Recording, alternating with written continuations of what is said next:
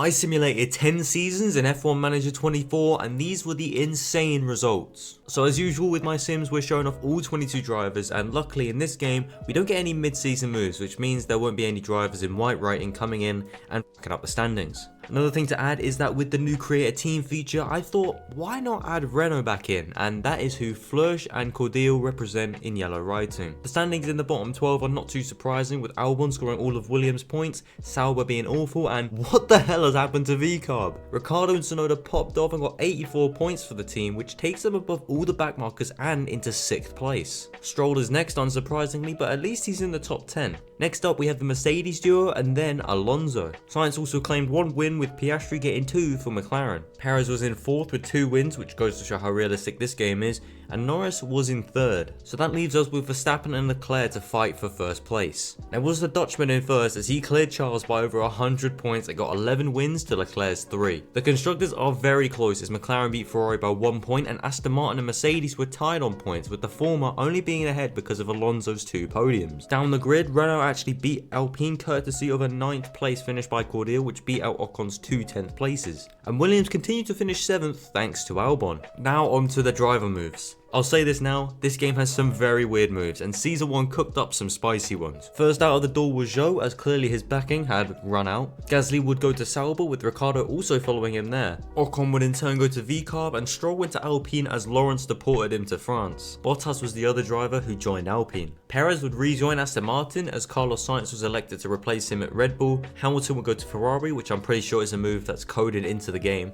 and Alonso replaced him at Mercedes. Magnussen joined Aston Martin as Sargent went to Haas, Hulkenberg joined Williams, and our first rookie Pourchaire joined Haas. Cordeal was also dropped despite scoring 2 points as Pato Award joined the Renault team. What a crazy season 1. Elsewhere in the other championships, Ollie Behrman became F2 champion, Dino Beganovic was F3 champion, and Red Bull won the DHL Pit Stop Championship. And already the order has been shaken up to high proportions. The Alpine pair occupy the bottom 2 places, and Aston Martin have gone from 200 plus points to just 7 as Perez and Magnussen could not do anything. Fleush actually got 6 points for Renault, and the Saubers have improved as well as Ricciardo and Gasly got double digits. Sargent was also outperformed by another teammate at Haas. The VCarb pair once again are in 11th and 12th, and Hulkenberg actually turned Albon over as he got 32 points to finish 10th place. Next is once again the Mercedes pair as Russell beat Alonso by 7 points, and in 7th it's O'Ward for Renault. That car has come on leaps and bounds in just 1 year, but maybe it's just because of the driver. He managed to win as even Leclerc didn't get one. Hamilton did beat Leclerc thanks to a win, and in 4th we have Norris. He got 400 points, which surely means the top 3 is insanely close. Well, in 3rd it's Piastri with 5 wins and 428 points, but no one could topple Red Bull as Sainz was 2nd and Verstappen was 1st with 7 wins and 16 podiums. Carlos was only 8 points off, and this was a very close championship. Red Bull stayed as constructors champions and Mercedes moved up to 4th place. Renault were not far behind them in an impressive 5th, and it was a close fight for 6th with Williams just edging it. Sauber are now in 8th and Aston have fallen down to 10th place. I think that's everything, so let's take a look at the driver moves. But before we get into the driver moves, do you know what this is? This is a racing wheel, but this is the wheel from the Alpine, so clearly it's not that good, judging by where they are in the standings. But you know what wheel is good, ladies and gentlemen? The Camus C5. Let me tell you more. The Camus C5 is a direct drive model, which essentially means they're stronger, provide more torque, and are more responsive, so basically, it's better. Drivers who do simulator work for teams use direct drive wheels as well because the force feedback allows for a more realistic feel of the track. But the thing I like most about it, other brands such as and sell their direct drive wheels for a lot of money, while Camus is a much better budget pick that still feels amazing. It's easy to set up, it took me like an hour and I'm a fucking tool who's also never owned or constructed a racing wheel. It feels great, is really responsive in game, and has made me a pro at F1 24. Okay, not really yet, but don't be surprised if there are great results in the next Stroll to Glory episode. But I'm not done yet! It's got loads of buttons on the wheel which you can customize. I've only got the brain capacity to run a few of them, and the force feedback is compatible on all these games plus F1 24. The pedals are also really nice. The paddles are small but still sound satisfying. And if you use my code Kinggrave at checkout, you can save 5% on your Camus wheel while also supporting me. That's code Kinggrave at checkout, and thank you Camus for sponsoring this video. Alright, now on to the moves. So we start with the Renault team, who thanks to that 5th place finish have become rich. They immediately sacked both drivers and went for George Russell and Liam Lawson. A very good pair indeed, but unfair to O'Ward who did quite a lot. Bottas rejoined Mercedes in turn, and Perez continued to fall down the grid as he joined Alpine. Fleury somehow stayed in F1 as she joined Aston Martin, Stroll moved back to Williams, and finally Albon joined Alpine. This will have big ramifications in the future, so remember this seemingly insignificant move. Elsewhere, Kimi Antonelli won the F2 championship, an AI driver called Beach won F3, and McLaren beat Red Bull in the pit stop championship. From now on, we won't mention the F3 champion unless it's a real person. Let's move on to season 3. The Haas team were now the unfortunate ones in 11th place, and the Williams duo only got 1 point between them. Sauber continued to be alright, and Aston Martin stay mid as Fleury scored no points, with Magnussen getting all of them. Alonso was a surprise 13th place, as it seems he's made another bad decision joining a team. Even Albon in the Alpine was ahead of him as he got 47 points. Bottas got 69 for Mercedes as they have really fallen off. Hamilton was 10th for Ferrari somehow, and in 9th it was Lawson for Renault. But the surprise package here is the V-Carbs, who sandwiched the Red Bull of science all without getting a single win. Ocon broke the 200 point mark and even got 4 podiums. Leclerc was 5th as he tripled Hamilton's points total, still without getting a win. Norris was 4th once again with 1 win and 269 points, and Russell was 3rd for Renault as he got 322 points, a win and 10 podiums. But the title fight was a hard fought one as just 2 wins separated them. But it was Piastri in 2nd as he got 10 wins and 18 podiums, but he could not beat Verstappen, who claimed the 3rd successive title. 541 points, 12 wins and 19 podiums decided it, but Red Bull did not retain the constructors as McLaren took that crown. Renault were now 3rd place, V-Carb beat out Ferrari to 4th place, and Ferrari were 5th, just 2 points behind. Mercedes fell to 6th place, and Alpine were now 7th even after I mocked them in the ad read. But now it's time for the moves. After another failed team switch, Alonso called it quits on F1 and retired. This led to Albon going to Mercedes and O'Ward heading to Alpine. Hulkenberg retired as well, which led to Antonelli joining the grid. Fleury was out after a few mid-years, and in came Ollie Behrman to join Aston Martin. Hamilton rejoined McLaren as he and Norris did a seat swap, with Lando going to Ferrari. And in other news, Zayn Maloney won the F2 title, and McLaren once again won the pit stop championship. Season 4 sees another mix-up as Alpine have retreated back to the bottom of the standings, and everyone else bar Aston Martin have improved. Ricciardo got 22 points for Sauber, and Mercedes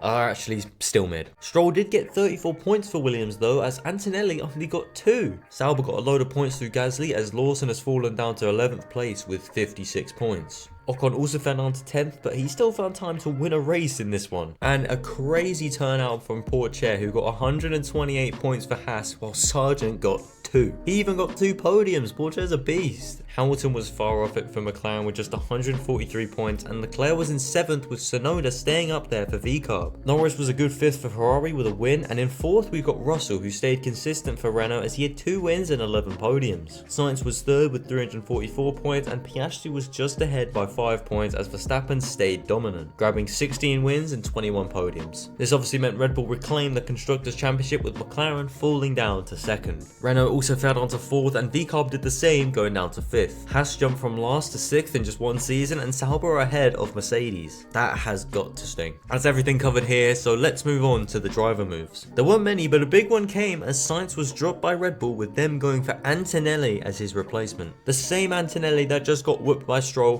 34-2. Tommy Smith, who is a real driver, joined Williams, and Pourchaire was dropped by Haas. What is wrong with them, man? Sargent is not going to come good. They elected to replace their best ever driver with Tyler Feeney, who is an AI and the first non-real person on the grid. Ricciardo was also dropped by Sauber as they went for Hadjar, which means that once again the F2 champ has not claimed a seat in F1 as Maloney won F2 for the 2nd time. Yeah, I don't know how they missed that detail, but in real life the F2 champion is not allowed to compete in the championship ever again, but oh well. Maybe he'll do it 3 times in a row. Red Bull would also claim the pit stop award once again. I know Max is dominating at the moment, but trust me, this is about to get really good. Okay, so it seems everyone has calmed down a bit as Williams became the worst car, Sauber start to move back down the order, and Mercedes only got 13 points. If you can count, you would know that this moves them down to 9th place in the Constructors, just 1 point ahead of Alpine. Aston has started their revival as Magnussen got 14 points and Behrman got 37. The V-Carbs have moved back to 11th and 12th, and in 9th it was Lawson with 92 points. Sargent has made me eat my words as clearly he was being held back by Pourchaire, but imagine they had him him instead of Feeney. Russell has moved back down to 7th, but with 200 plus points, this is still impressive. Norris and Leclerc were 5th and 6th as Leclerc finally got another win, and in 4th it was Hamilton for McLaren. But there is a massive gap to 3rd place, which was Max Verstappen with 433 points. He got 4 wins but 20 podiums, but could not get close to his teammate who is in 2nd place,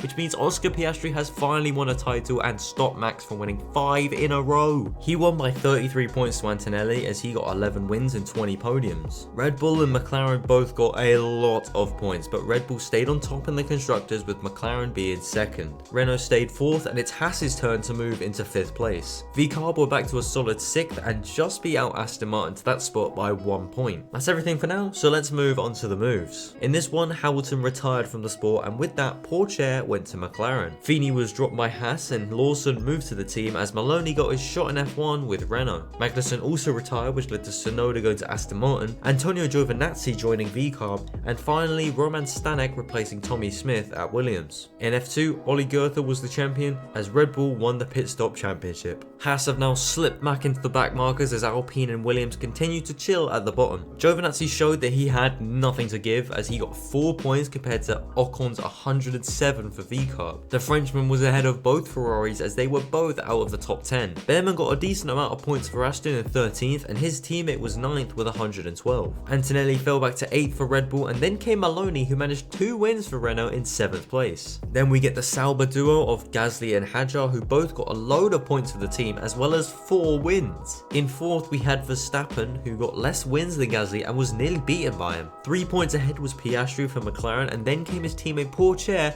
as George Russell became champion by 130 points to 2nd. He got 7 wins and 19 podiums on his way to his first title and so nearly guided Renault to a constructors win. Sauber were very impressive in 3rd and it was very close in the fight for 6th place. Now for the moves. First up was Behrman who moved to Ferrari as he did a seat swap with Norris. Bottas was dropped for the 2nd time by Mercedes and in came Giovinazzi to replace him. Sargent joined VCarb in his place and the king Stoffel van Dorn returned to F1 to join Haas. And finally for this season, Perez retired which led to Albon going to Alpine and Iwasa went to Mercedes. Our F2 champion was an AI unfortunately and Red Bull continued to hold on to the pit stop championship. We start at the back and unfortunately Stoffel couldn't do anything as his teammate comfortably outscored him at Haas and finished 13th while he was last. Norris didn't even score a point for Aston as Yuki managed all 33 and it was very close for the backmarker teams, but the worst of them all was Mercedes as they have truly fallen off. Leclerc only got 13 points for Ferrari as Behrman got 101 and the Red Bulls were 9th and 10th in the standings despite getting a win. Okay, in 8th it was Roman Stanek for Williams and next it was Maloney once again in 7th. Pourchaire has gone from championship runner-up to 6th in the standings and once again the Saubers were high up as Gasly was 4th and Hadjar was 5th. A truly incredible rise for the team which would be Audi at this point. In 3rd we have the most unexpected thing ever. Lance Stroll in a Williams. He got 7 wins and 12 podiums for that team as he carried hard. But in 2nd it was our reigning champion as Piastri became a 2-time champion. McLaren stayed at the top of the constructors and Renault also stayed in 2nd. But in 3rd it was Williams who finished ahead of Sauber by just 33 points. What a season this was. The standings have been completely messed up and Stroll was 80 points off of winning a title for Williams. Absolutely beautiful. On to the moves now and first to go was Iwasa as he was beaten by Giovinazzi in that terrible Mercedes. Maloney would move to Mercedes as Antonelli joined Renault in his place. A new AI driver in Mounier would join Red Bull and Giovinazzi was dropped for Charles Leclerc at Mercedes. Pato Award joined Ferrari despite scoring 0 points for Alpine in Season 7 and Crawford came into his place. And finally, Van Dorn was dropped by Haas as Kabir came in. Now you might think this is an AI and that's exactly what I thought at first, but this guy is actually real and is a part of the Alpine Academy, Lord save him. He's also from Singapore, which I think is pretty damn cool. So yeah, we've got a Singaporean driver in F1 now. Van Hoopen was our champion in F2 and a different team in Ferrari became the pit stop champions. What a year this was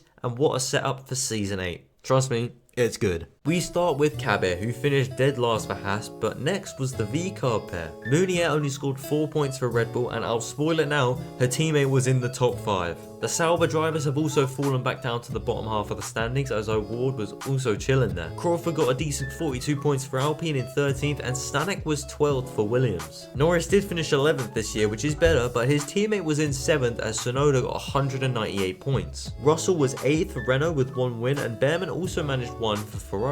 Pourchaire stayed 6th for McLaren, and Verstappen was 5th for Red Bull. And let me present to you the best top 4 I have ever seen, or probably the best one since my Mana Sim I did last year. In 4th, we have Lance Stroll for Williams with 268 points and a win. Then it's Piastri with 313 and 3 wins. And in 2nd, it's Kimi Antonelli for Renault with 5 wins and 359 points. And no one could come close to the Alpine of Albon, who got 390 points, 9 wins and 16 podiums as he won the title. McLaren still somehow held on to 1st in the Constructors by just 5 points, and Alpine were 3rd, 100 points ahead of Williams in 4th. Aston Martin were just ahead of Red Bull thanks to Munier, and Ferrari were now 7th in the standings. Mercedes have slightly recovered, even though Leclerc only got 2 points and Maloney got 127. Ridiculous that I didn't even mention that. On to the moves, and first to go was Crawford after a season in the best car, and in his place, why, it's Max Verstappen after he was tired of Red Bull hiring